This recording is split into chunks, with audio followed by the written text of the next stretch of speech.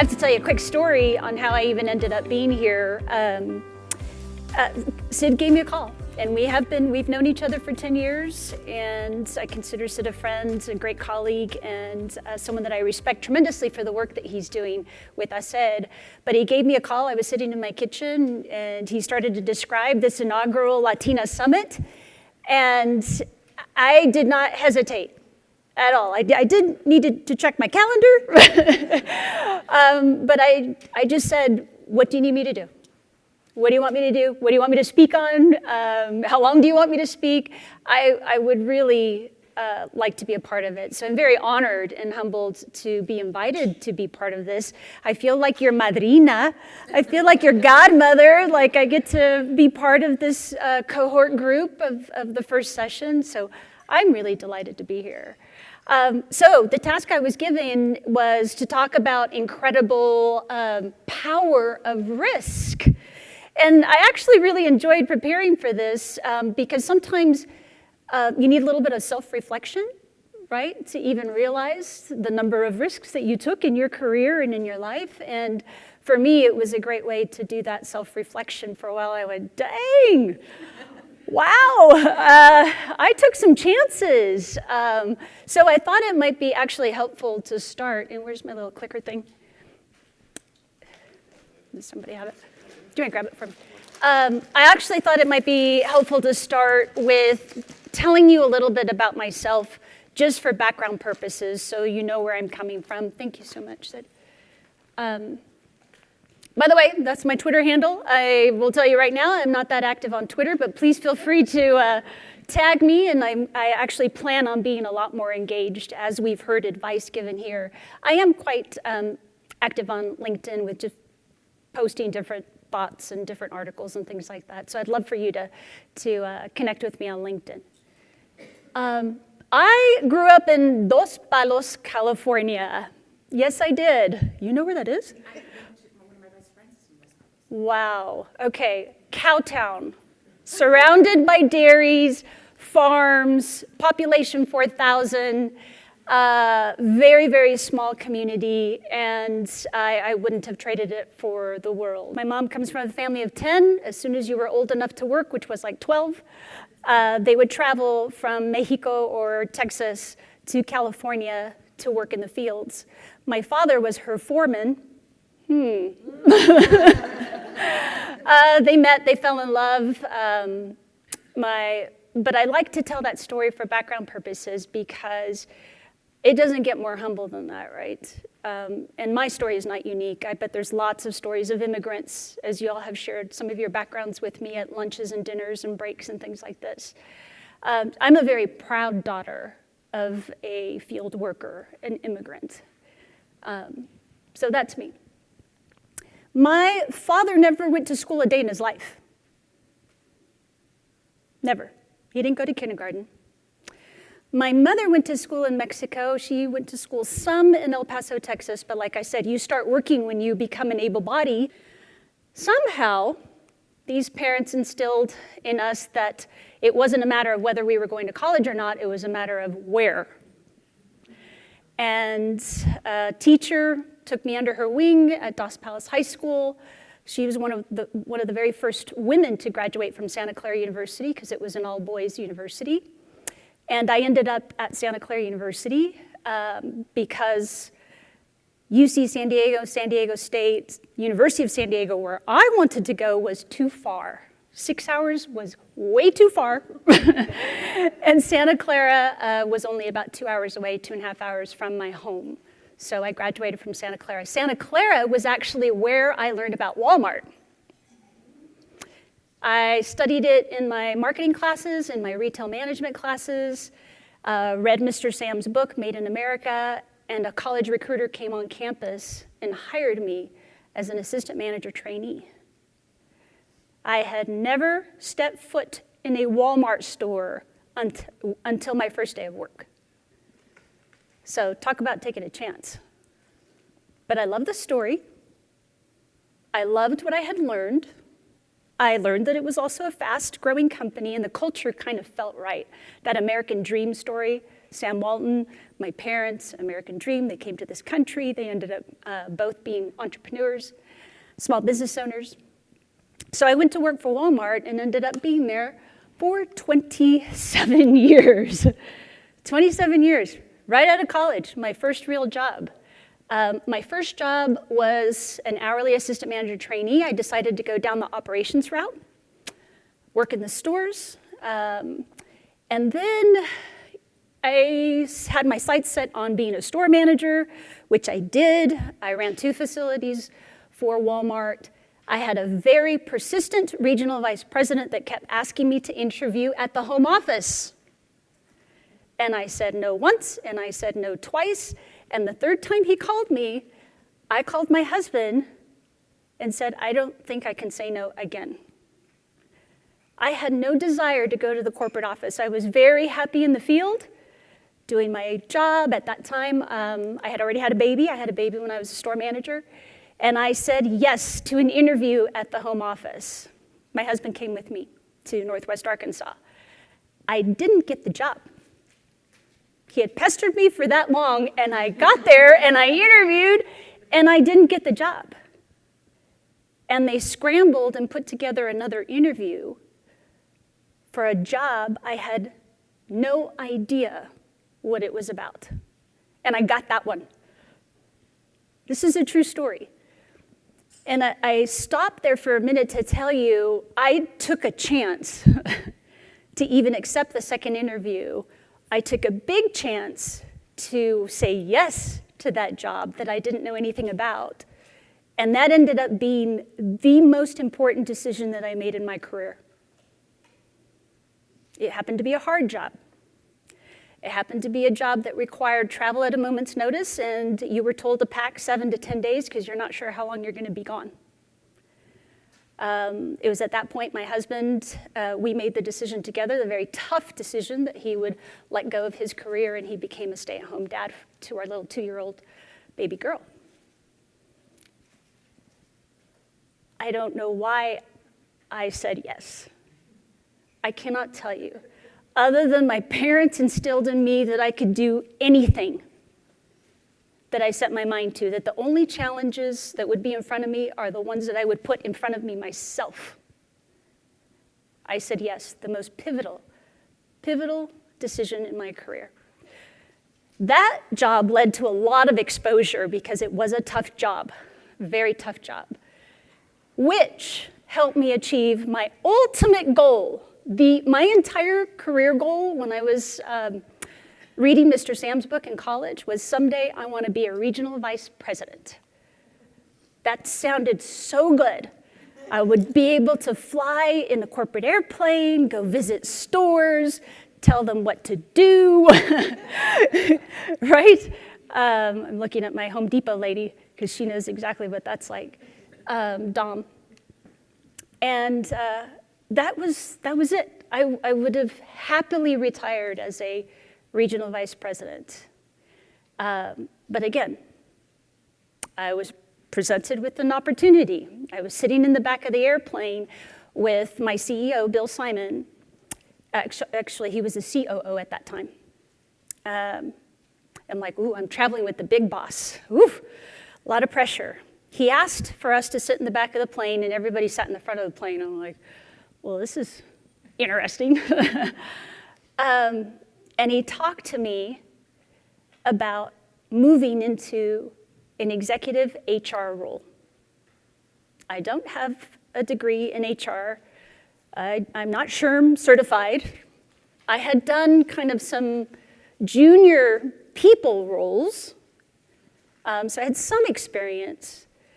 And when he said, have you ever thought about going into HR?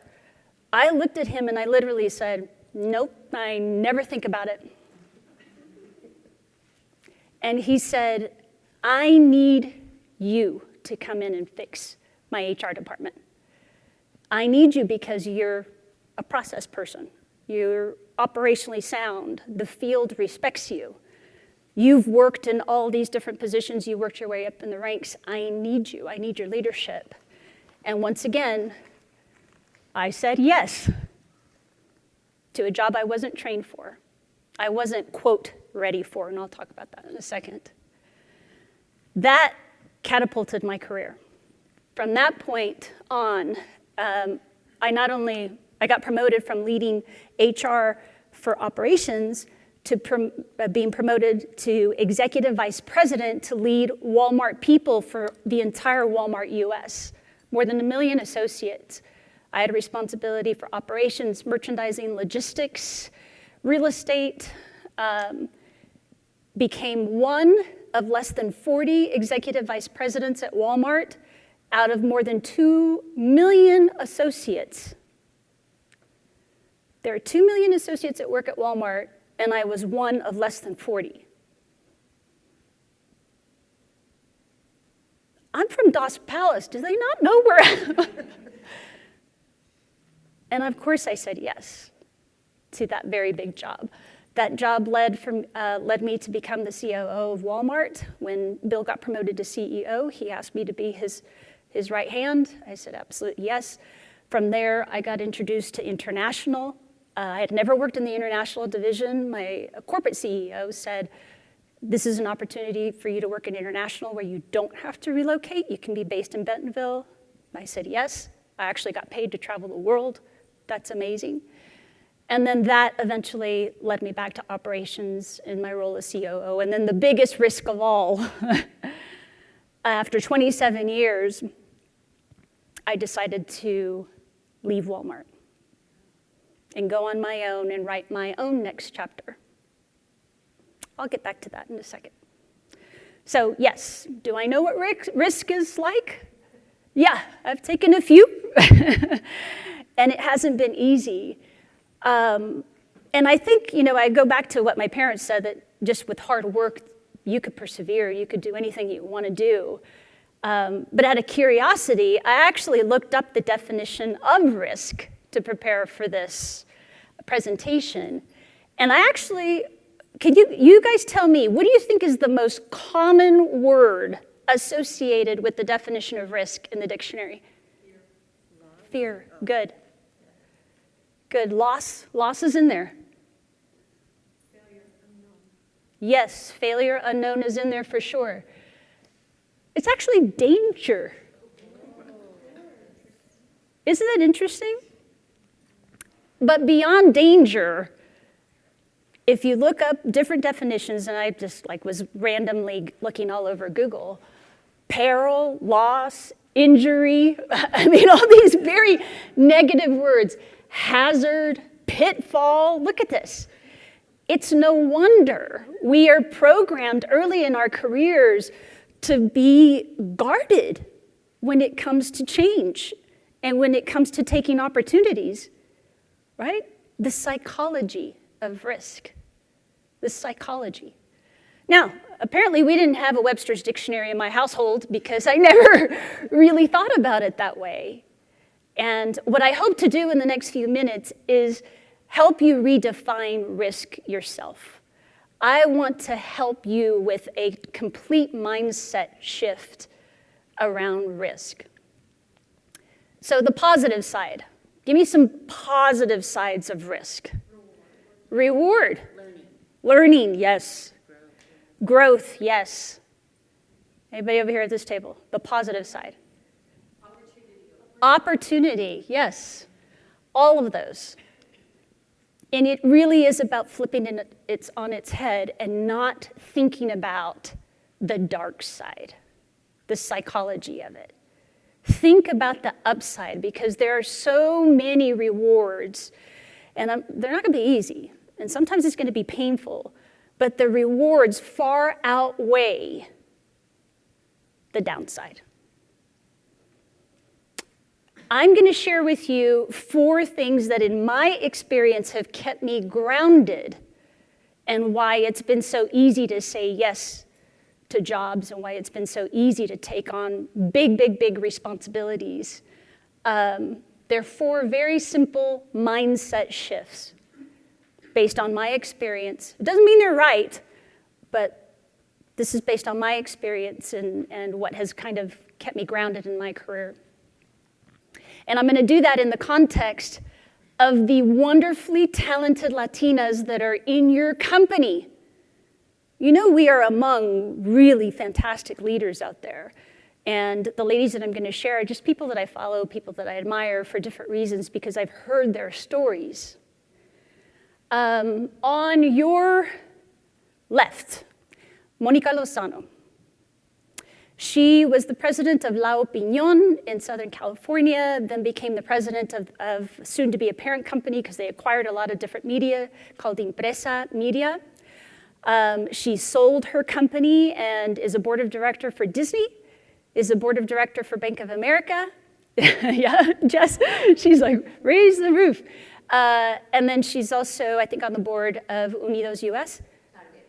She's on the board of Target, that's right, I forgot about that. Among many things, a very accomplished Latina and someone I consider a mentor.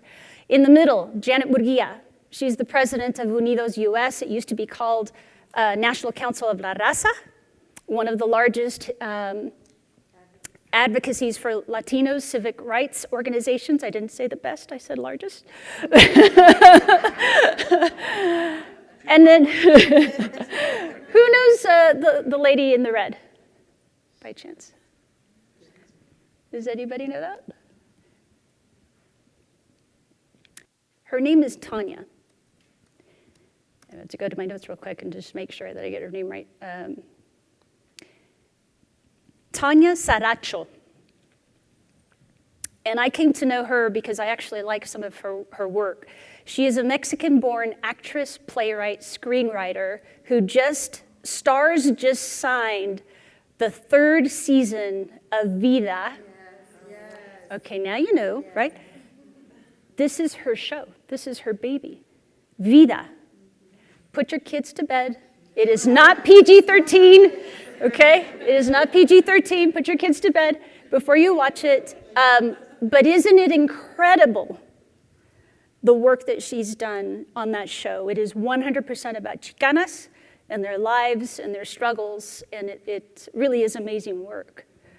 Yes. So what do these 3 women have in common? I'll get to that in just a little bit. They have put their careers, kind of just mirror what the lady said earlier today from Korn Ferry. Their work is all about their passion. Their career choices have been about following their passion. But again, I'll get to that in a minute. So what does it mean to me? Success can't be random. I cannot take credit for that. That was actually something that one of my bosses, Bill Simon, said to me when I was thinking about making these moves, and he's the one asking me to make these moves. Success cannot be random. Success cannot be random. Here's what it means to me.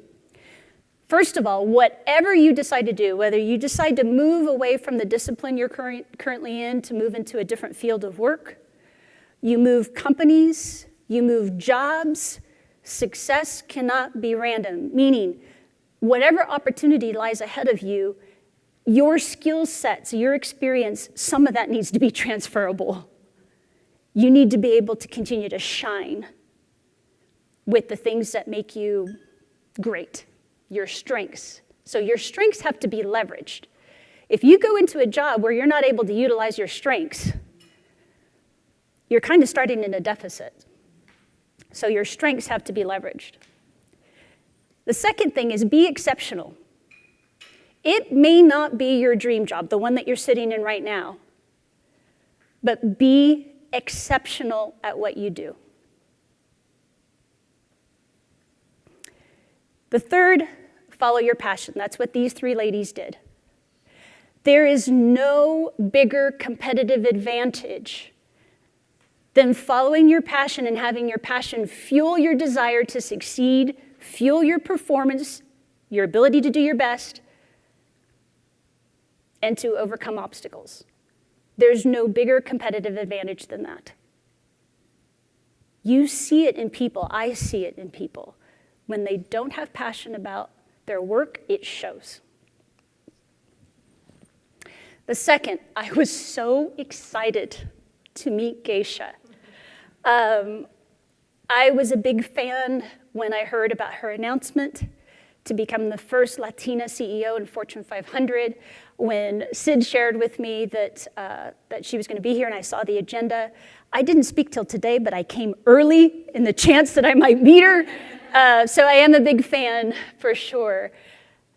I love that she talks about her background, her culture, her upbringing as much as she does. And you just got a little taste of it when Sid did the fireside chat.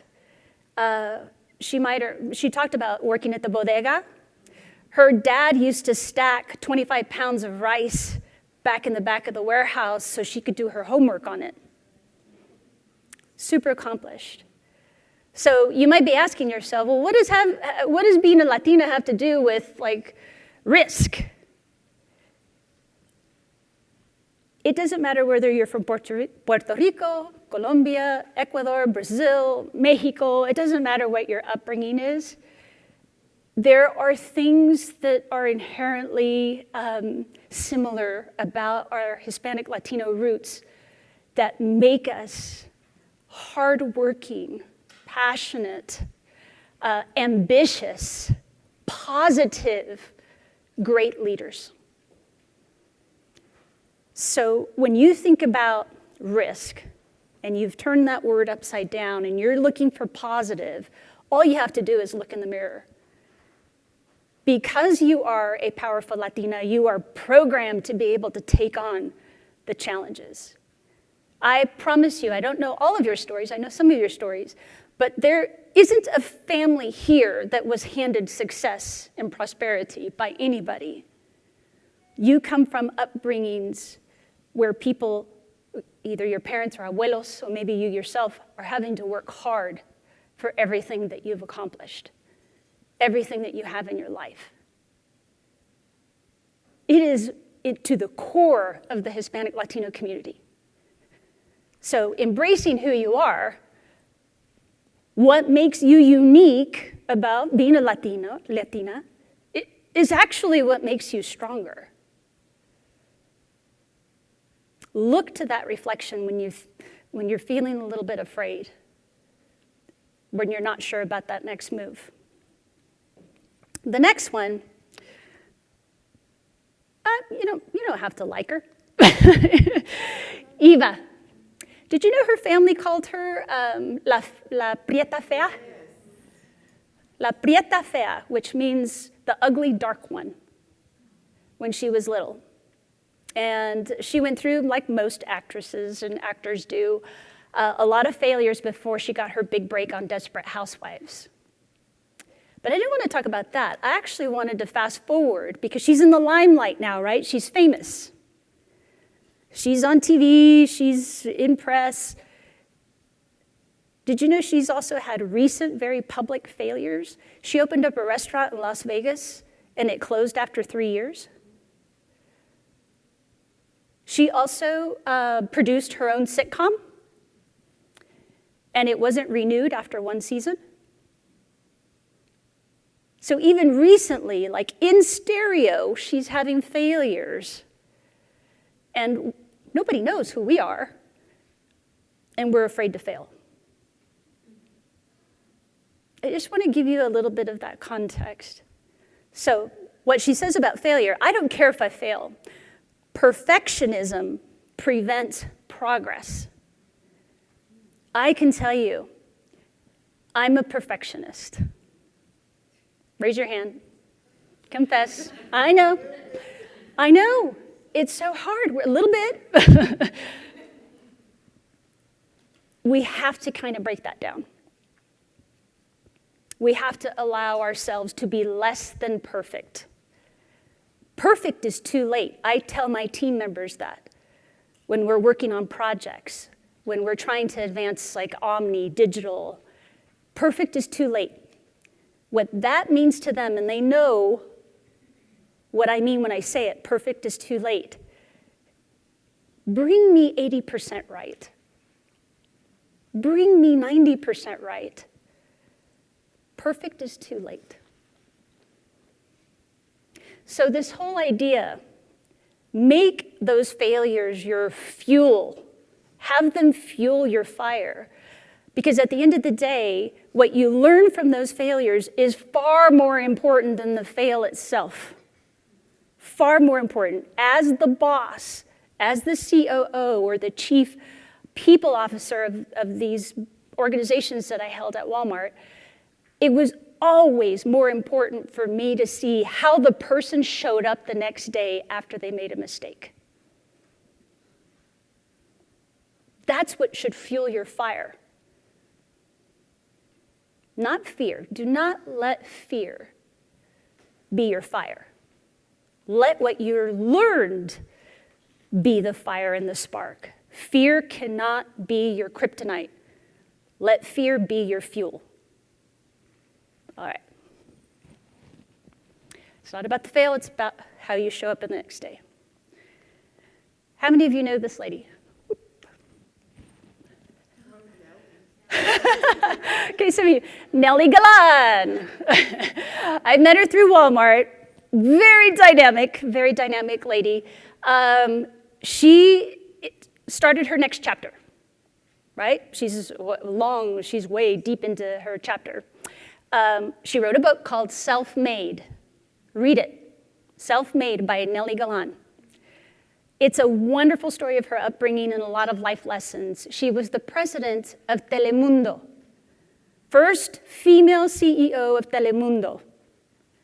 And she's done lots of other things, but she wrote a book, Self-Made, is the founder of the Adelante movement that is specifically targeted towards Latinas. Remember I said you're in good company. What I love about a couple of chapters in her books, if you're afraid, do it anyway. And then there's an entire chapter dedicated to kill Prince Charming. There's a whole chapter, kill Prince Charming. What does she mean by that? There are no bailouts. There is no rescue mission. The only person you have to look to is who? You, yourself. So I love that this was able to pair up with something that I truly believe in.